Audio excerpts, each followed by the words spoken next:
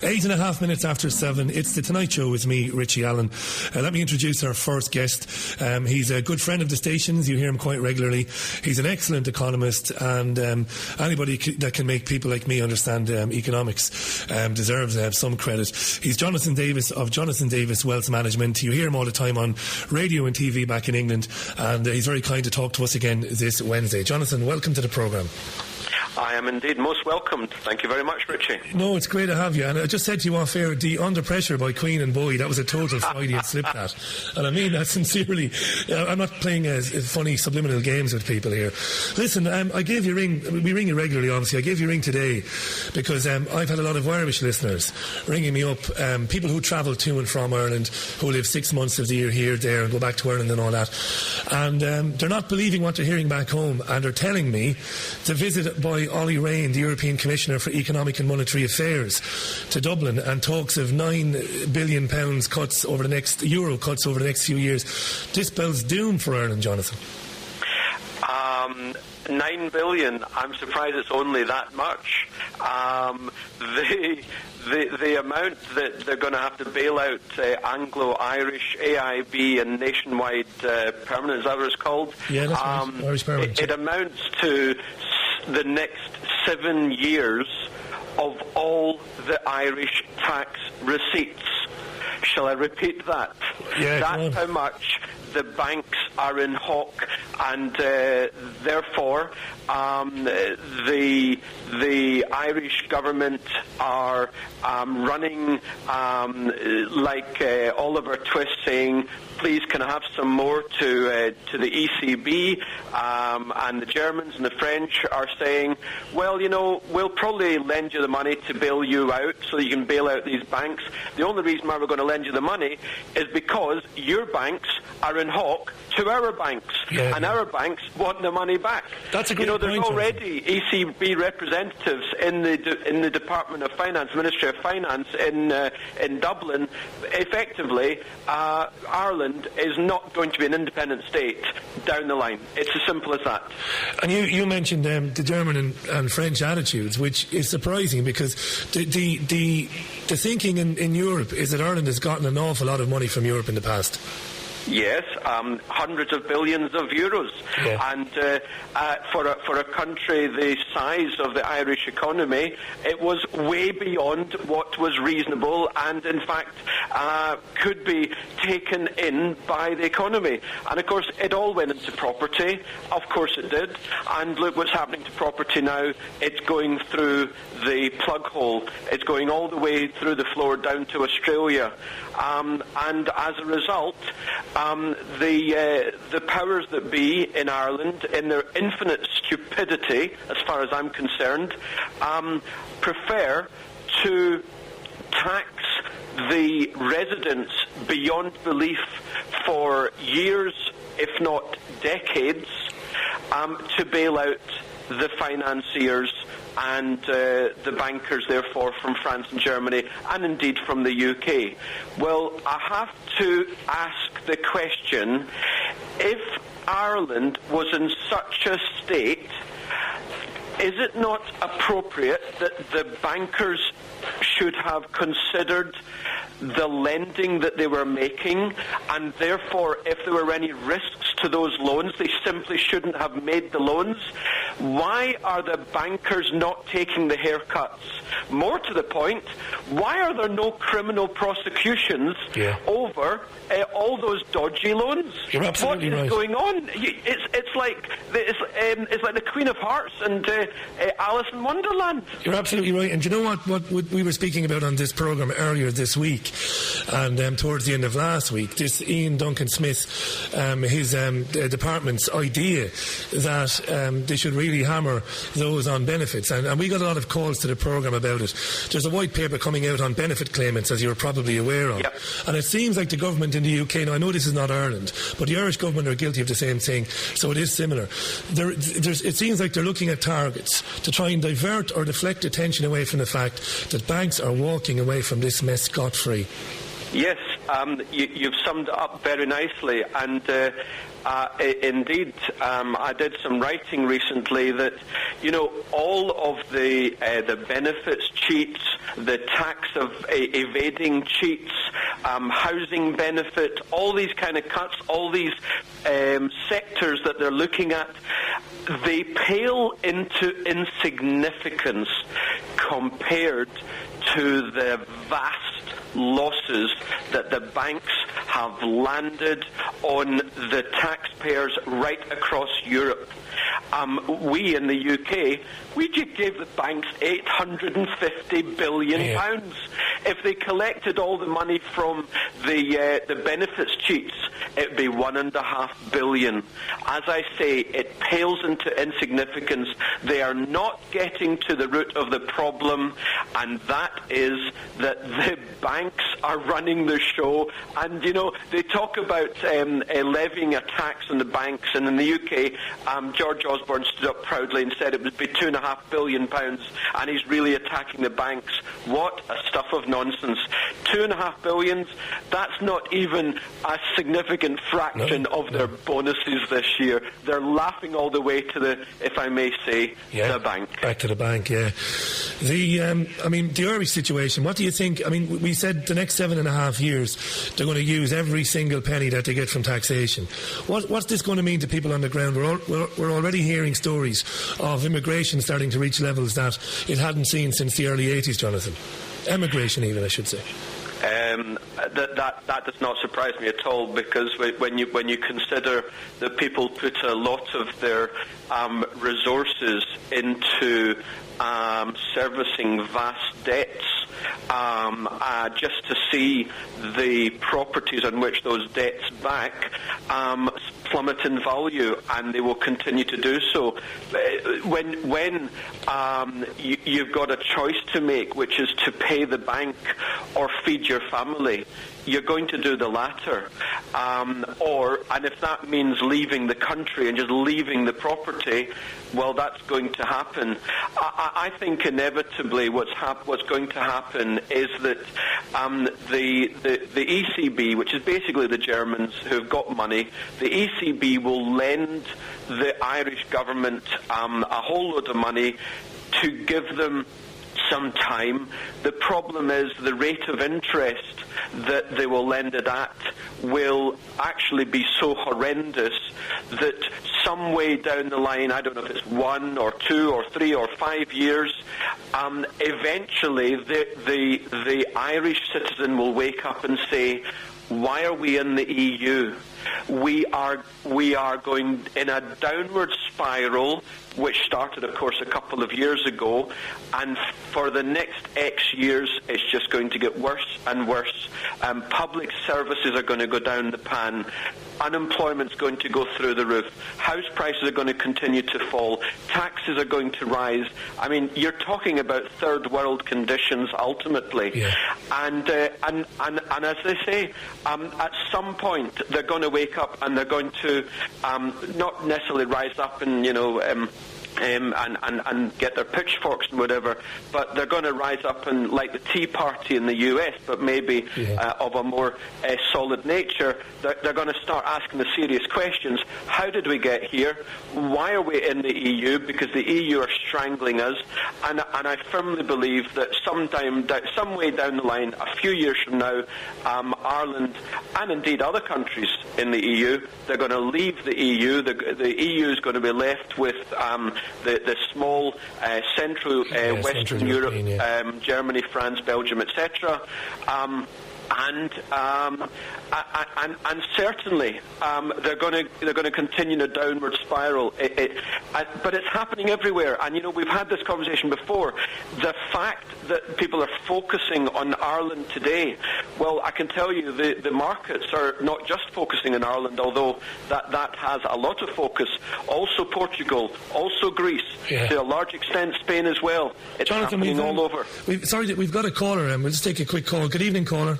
Good evening, it's Eric Williams from Mariah. On the EU, in fact, I think that, and the bankers knew, Northern Rock knew they was going broke 4 years before they went bust. and any banker had to know what they were doing. But they was buying and selling to one another for a share and giving themselves bonuses for buying, bonuses for selling. They left everybody, and then they walk away with a massive pension and a bonus for doing this. I mean, what the hell are we coming to? I mean, I don't know, there was some riot or something in London today about the Conservatives, but in fact Margaret Thatcher allowed the banks to go ahead and do what they done by lending more money than the value of the property. I mean, who lends to people who haven't even got a deposit saved up? Yeah. 150,000 or £100,000 property. You know, it's madness. And then they take a bonus going round in the circle, buying and selling to one another, and taking bonuses till they went out of money. Thanks for that call. If you hang up, you'll be able to hear Jonathan answer that. Thank you very much. Thank you. Thanks for the call, Jonathan. That's pretty much that's just a kind of a flavour of the anger amongst tax-paying people. And Well, of course. I mean, the society basically was lulled into this massively false sense of security that whatever happens, your house will sort out your economic position.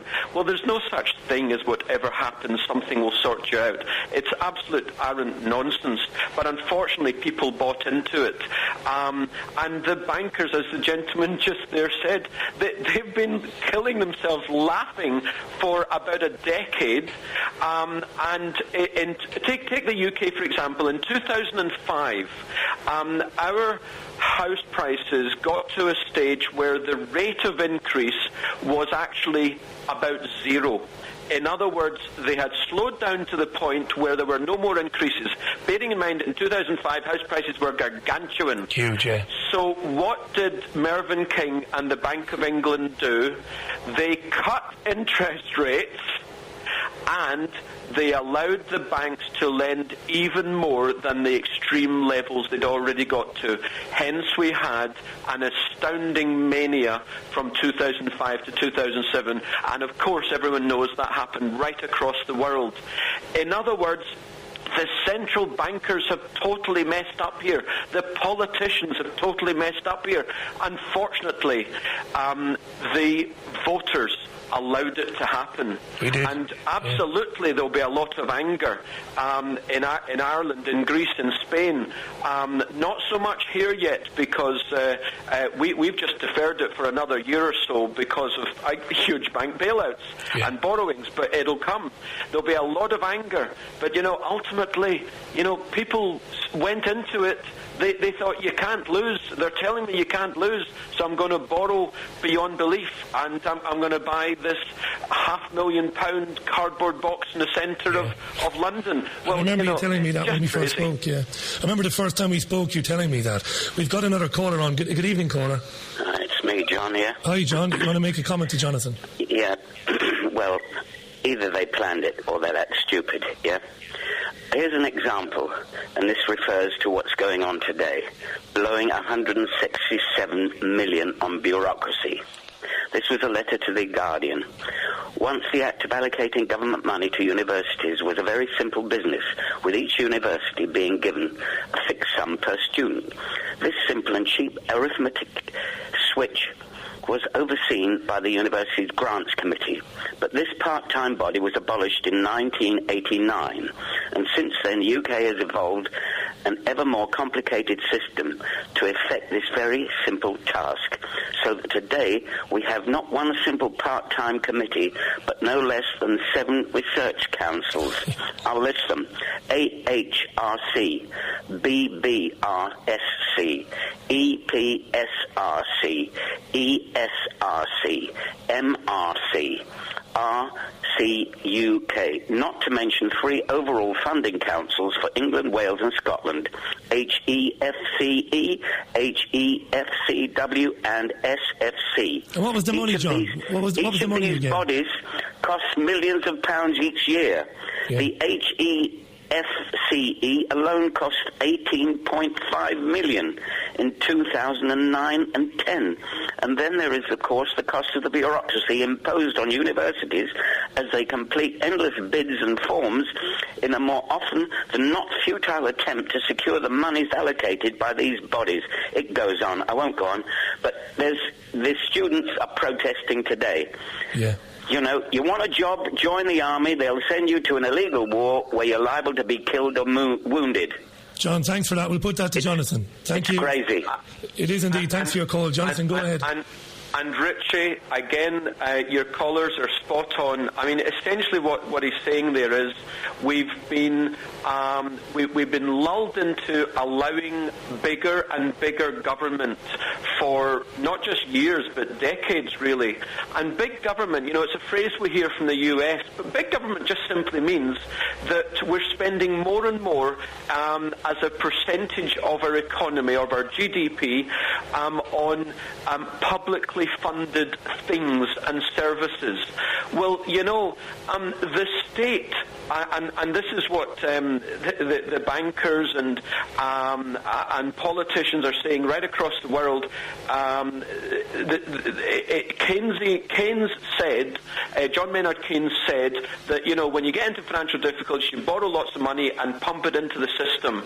But ultimately, they've been pumping it into the system for years and decades before they got into problems. And big government is the death, ultimately, of democracies. That's how big this is. You know, we're at such a dreadful state economically that democracy is at threat, and that's where the big problems are going to be. And that's why you've seen people in Paris on the streets and so on. Millions, by the way, millions of people. We're going to see riots right across Europe in the fullness of time. We're just so far gone. They need to sort out the banking system. They need to do the difficult things. Unfortunately, the politicians are in the back pockets of the bankers. Yeah, the phones are lighting up here. We've got another call. Good evening, caller. Hi, it's Nigel here. Hi, Nigel. Yeah, welcome to the programme. Would you like to make a comment for Jonathan? Yeah, it's one thing pumping money into the economy to stimulate it, but if you're pumping it in to build new infrastructure and stuff, then you've got goods to show for the money you've printed. But just throwing it at unemployed people, and it's not getting anybody anywhere. No. Or like the Americans are doing. In the last 10 years, can I just comment on that? In the last 10 years, we didn't invest. In the UK, we didn't invest in the public sector. We invested in public sector salaries. That is not building infrastructure. And you're absolutely correct. We need to develop infrastructure, and that's what we don't do. Right. Okay. Well, the other problem is that when banks or any other company goes bust, or they say they're going bankrupt, it's because the assets don't equal the liabilities. Their assets were mostly in real estate, and they went down. But their liabilities, what are they? Half of that is bonuses and payoffs and pensions and golden handshakes. Half their liabilities are just to pay themselves. Nigel, thanks for that. If you want to hang up and listen to Jonathan, thanks for your call, by the way. And right across the world, there are obvious questions to be asked about the efficacy and the legality of the loans that were made, and yet where are the criminal prosecutions of the billionaire and multimillionaire bankers? There are hundreds of thousands, if not millions, involved in the system, and yet we've seen Bernie Madoff, and that's it. That's right. Yeah, one high-profile case. You're quite right, Jonathan. It's absolutely bizarre, isn't it? It is bizarre, and as you said, it hurts democracy. Well, it certainly hurts democracy, absolutely, because you've got a financial and political elite who are laughing continually because they know they're getting away with it, and, you know, it's this ugly. The fact is, we've given these guys trillions of dollars. Trillions of dollars. And who's paying for it? You and me, the average taxpayer. We've got another call, Jonathan. Hang on. Crazy. Good evening, caller. Good evening. I'm sorry to interrupt you. My name is Monique. I live on the Costa Blanca. You're on a very bad line, Monique. Pardon? Did you say Monique or Monica? Monique. Monique, hi. Your line is very bad. I can only barely hear you. Yes.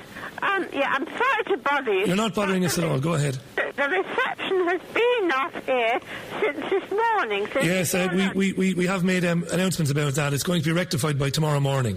It's out of our hand. It's to do with our provider in that area. But it will be back tomorrow. Yeah, okay. Thanks, Monique. Thank you. Sorry about that, Jonathan. Yeah, go ahead. I don't understand why our politicians who have the power to say enough's enough, they should be going to the law enforcers and saying, go and get some prosecutions going.